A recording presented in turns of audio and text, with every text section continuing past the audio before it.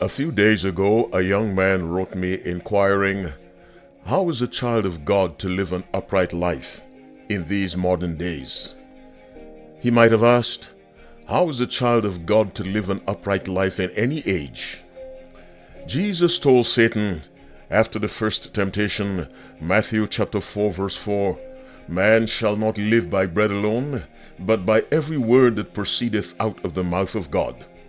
Even though Jesus said that 2,000 years ago, it applied retroactively to Abraham and Noah and Adam.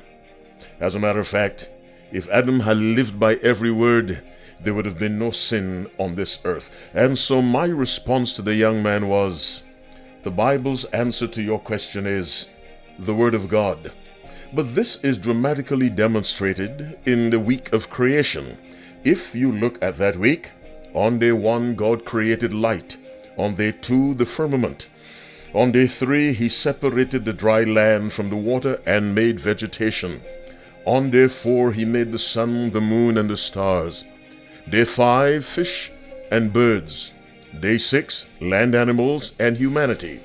There was a different creation on all of those 6 days, but the one constant was, and God said, and God said, and God said, regardless of what was made, it was made by, and God said.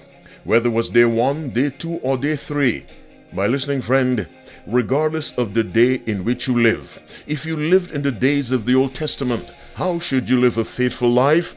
By thus saith the Lord. If you lived during the intertestamental period between the Old Testament and the New, when there was no prophet, how would you have lived your life?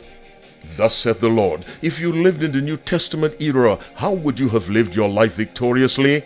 By every word. If you lived during the Middle Ages, the Dark Ages, the Age of Enlightenment, the Age of Information in which we are, whatever age and time in history anyone lived, any child of God, that person must live by every word that proceeds out of the mouth of God.